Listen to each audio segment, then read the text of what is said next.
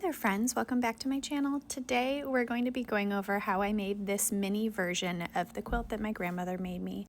I shared this project on many of my social media platforms and it seemed to really resonate with so many of you. And if you had somebody in your life that was really incredible at quilting, this project might be for you if you want to have a mini version to carry with you.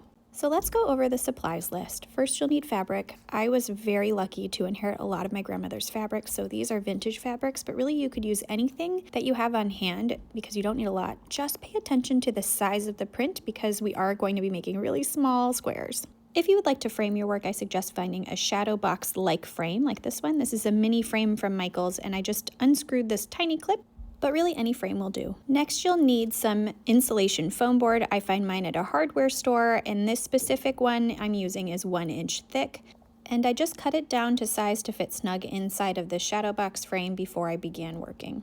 Next, you'll need a double-sided adhesive sheet. I found these at Michaels. There are also ones made by 3M. If you do decide to use these, just make sure that you are aware that this adhesive is quite sticky and thick. It holds the fabric great, but it can gum up your tools every once in a while, so you might just need to have some kind of a cleaner on hand. Then you'll cut the adhesive sheet down to size to cover the very top surface, along with some extra pieces for the sides, since this project does pop out of the shadow box just slightly to give a raised, puffy quilt effect. Next, you'll need a template.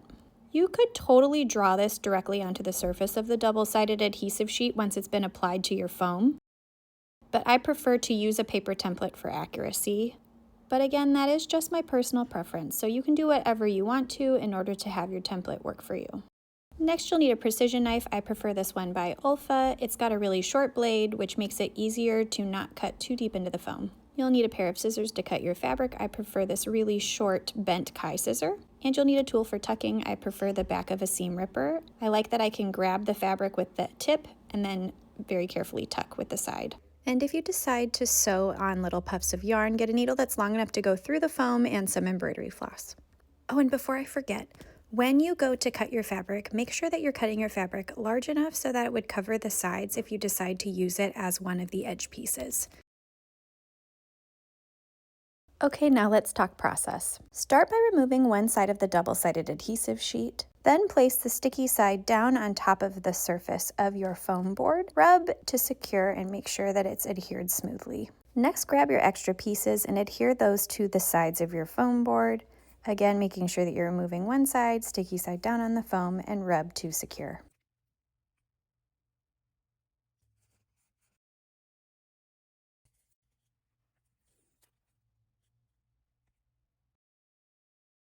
Next, you'll need your paper template or to draw your design directly onto the double-sided adhesive sheet. And it's not necessary, but I like to secure my paper template onto my foam with just a little bit of tape so that it doesn't move around while I'm cutting. And now that my paper template is secure, I'm going to go ahead and begin cutting my design very carefully with my precision knife. And I like to tell people when they try Kinusaiga to maybe practice cutting a little bit into another piece of foam first, just so that you get a feel of it. But for this design, it's actually pretty user-friendly for beginners because you're just cutting straight lines. You want the knife to be able to go into the foam about 1/4 of an inch deep. It does not need to be very deep of a cut. It's just there to make sure that the fabric has somewhere to slip into once you start tucking. And it is worth noting that in this design, I did end up cutting on the sides as well so that I had somewhere to tuck my fabric into the sides.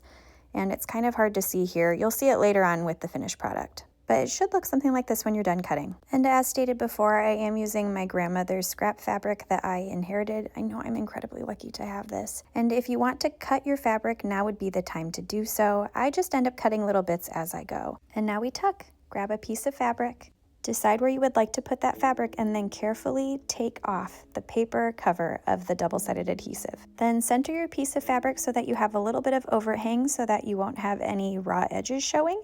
Then use the back side of the seam ripper to carefully push into the grooves that you cut previously. And it can take some time getting used to the feel of tucking that fabric into the grooves of the foam, so just make really small motions and be patient with yourself. And for a project this size, with the sections being so small, I like to make just really small movements as I'm tucking. It does take a little bit more time to do this, but I find that I'm a little bit more delicate with the fabric if I make small motions, and I also feel like it stays better if I just take my time and don't rush. Once you feel like the fabric is pretty secure within those grooves, you can always take your scissors and cut off a little bit of that extra fabric before you continue to tuck all of the raw edge into the foam.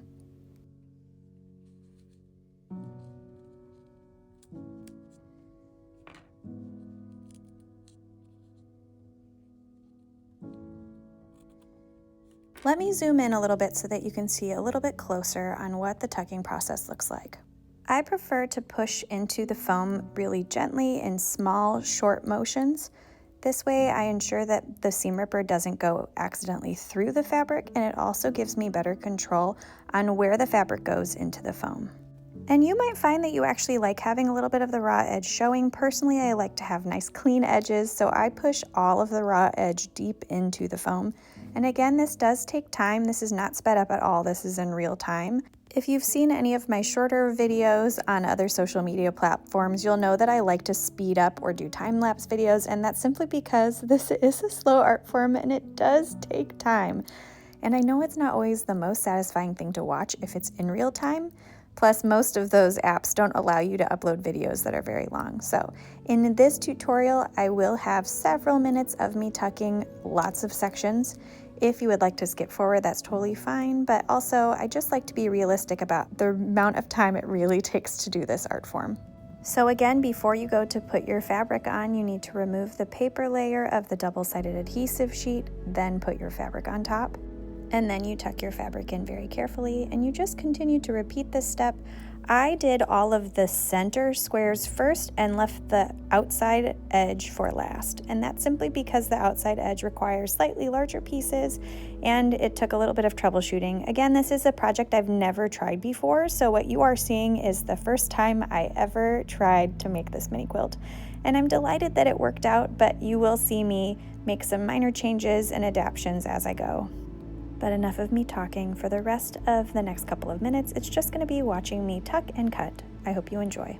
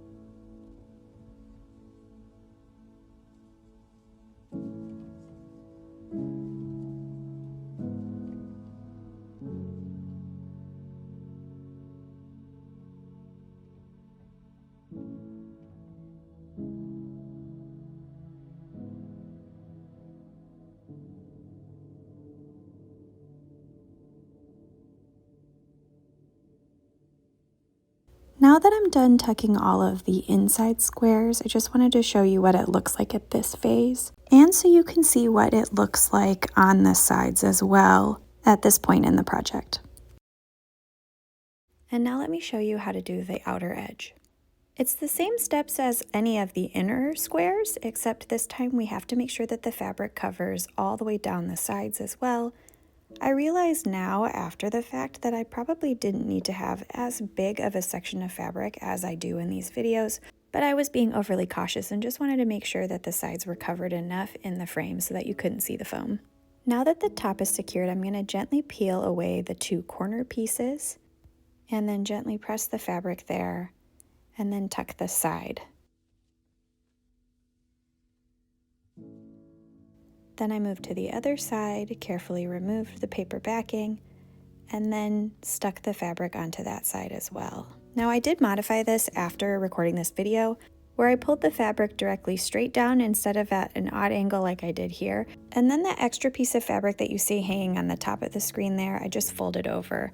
I did change it after filming, and I do want to show you what the corners ended up looking like afterwards, and there is video content of it right here. And the corners truly are the hardest ones. The rest of the edge is pretty much the same as the top, except now instead of needing to remove just the adhesive on the top, you also need to remove the adhesive paper cover on the side. And then I also made an additional slit at the bottom of each piece of this fabric that then is where the bottom edge gets tucked into. And I didn't show that previously. I'm sorry. That is just something, again, that I added after the fact. So here you can see it clearly. See how there's a cut at the bottom of that piece of fabric? In hindsight, it didn't need to be that low into the foam, but I was just really worried about being able to see that bottom edge when it was framed. And clearly you can't once it's actually put into the shadow box, but that's something that I learned after the fact. So I probably could have gotten away with having the sides only go about 1/4 of an inch, because that's truly all you really do see from the sides when it's in the shadow box. Now obviously this part is optional, but I did like to use a long needle to gently press small little pieces of embroidery floss to mimic the yarn in my grandmother's quilt. I know this was very common in messy scrap quilts back in the day, and so I just wanted to honor that. So if you do decide you want to do that, I used 3 strands of embroidery floss, and then I just trim the top so that it's not too tall. And this is what it looks like from the side when it's all done. Again, I probably didn't need to go that far down on the sides, but I just wanted to be careful. And this is what it looks like when it's put into the shadow box. It simply just slides in and fits nice and snug. I'm incredibly proud of this project, and if you decide to attempt it, I would love to see your finished project as well and to hear how the process went for you. I also offer this as a virtual workshop if you would like me to mail you a kit and learn more from me directly. Simply head to my website at needleorthread.com. Thank you so much for watching. If you enjoyed this video, please consider subscribing and follow me on social media.